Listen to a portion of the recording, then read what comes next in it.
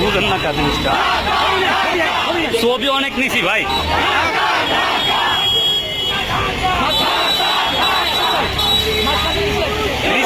নিছি মাঝখান থেকে নেওয়া হয়েছে ভাই।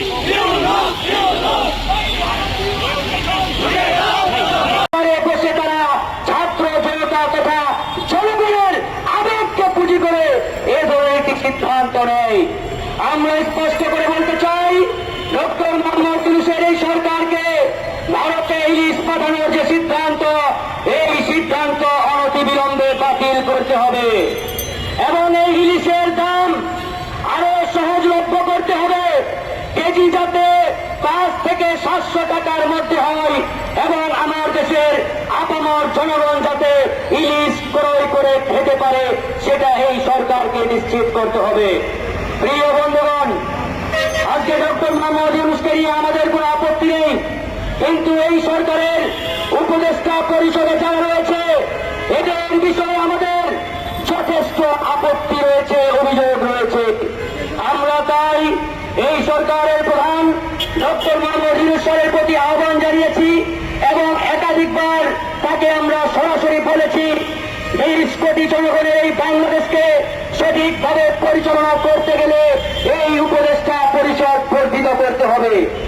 এই 25 জন মানুষ নিয়ে এই বাংলাদেশ পরিচালনা করাটা অনেক কঠিন, অনেক কষ্টকর এবং এই উপদেষ্টা পরিষদে অনেকেই রয়েছে যারা এখনো ভারতের প্রতি প্রেম দেখায়, প্রীতি দেখায়।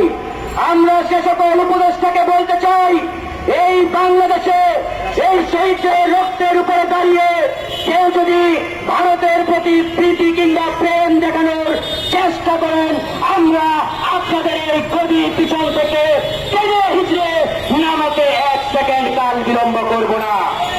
কিছুদিন আগে আসিফ নজরুল সাহেব আওয়ামী লীগকে বাংলাদেশের ইতিহাস ঐতিহ্যের দল হিসেবে ঘোষণা দিয়েছিলেন। আরেক উপদেষ্টা আওয়ামী লীগকে বাংলাদেশের পুনঃপ্রতিষ্ঠা করার জন্য উঠে পড়ে লেগেছিলেন।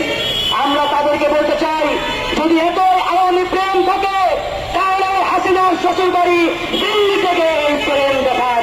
বাংলাদেশের মাটিতে বসে ভারতের প্রতি দরদ প্রেম দেখানোর কোন সুযোগ নেই। প্রিয় বন্ধুগণ, ইতিমধ্যেই দেখেছেন আমাদের সরকার প্রধান আমেরিকায় গেছেন। আমেরিকায় গিয়ে বিশ্ব নেতারা সেখানে একটা হুলস্থুল কাণ্ড ঘটিয়ে দিয়েছে। কে কার আগে ডক্টর মোহাম্মদ ইউনূসকে শুভেচ্ছা জানাবে, হাত মিলাবে, কদমমুচি করবে, সেটা নিয়ে একটা হুলস্থুল কাণ্ড।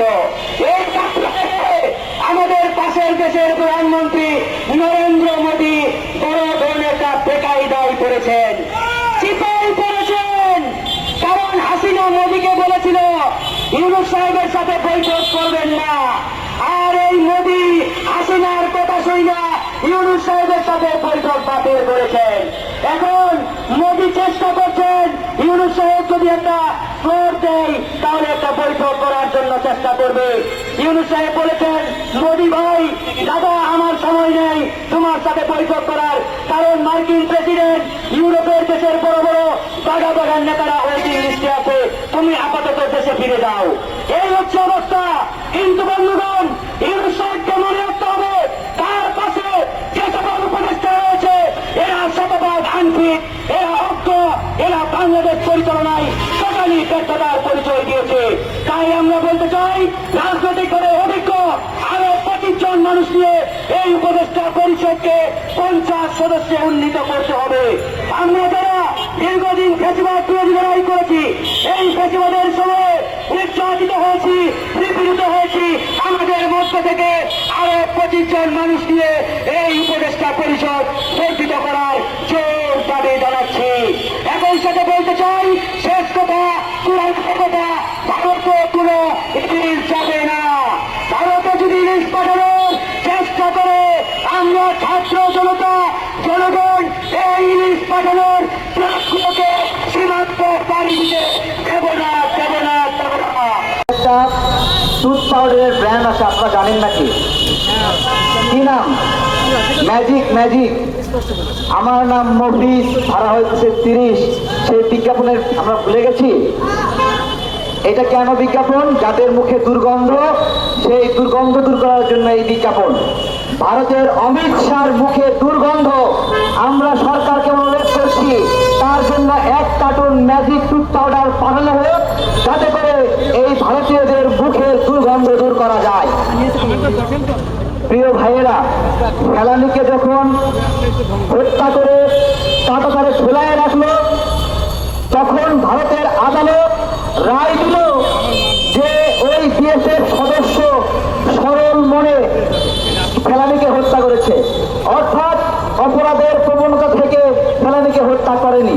অথচ আজকে অমিত শাহ তার বক্তব্যে প্রমাণিত হলো যে তারা এইভাবে মেরে মেরে ঝুলিয়ে রাখতে চান।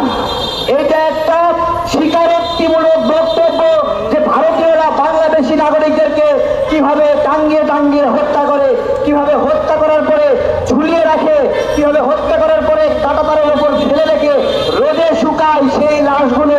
অমিত শাহর বক্তব্যে তা প্রমাণ হওয়া কি বাকি আছে? এখন বাংলাদেশ রাষ্ট্র হিসেবে উচিত ছিল এই বক্তব্য এবং সেই ফেলানী হত্যা, স্বর্ণবাস হত্যা, জয়ন্ত হত্যা, তাদের হত্যার ফাইলগুলো আন্তর্জাতিক আদালতে পৌঁছে দেওয়া, প্রতিবেশী দেশগুলোকে পৌঁছায় দেওয়া, দুবাইয়ে পৌঁছায় দেওয়া, কাতারে পৌঁছায় দেওয়া, ওমানে পৌঁছায় দেওয়া, যে পার্শ্ববর্তী একটি মুসলিম সংখ্যাগরিষ্ঠ দেশে নাগরিকদেরকে ভারতীয়রা কিভাবে হত্যা করছে, যাতে করে তাদের সেই বিদেশ গমন, ব্যবসা বাণিজ্য সবকিছুতে মুসলিম দেশগুলো অন্তত সতর্ক থাকে। বিদ্বেষী প্রিয় ভাইয়েরা, আজকে সরকার একটা আছে, সেই সরকারকে আমরা আশা করেছিলাম ভারতের বিরুদ্ধে একটা সরকার। আমরা কি সবাই এটা আশা করি নাই? সবাই আশা করি নাই? শুরুতে এসে ভারতের বিরুদ্ধে গরম গরম বক্তব্য দিয়ে মাঠের দৃষ্টি আকর্ষণ করলো, দৃষ্টি আকর্ষণ করে এখন তারা আবার ভারতের পক্ষে গুণগান গাচ্ছে। আমাদের লজ্জা লাগে। আমাদের বাণিজ্য উপদেষ্টা সে বলছে যে আমরা নাকি আবেগে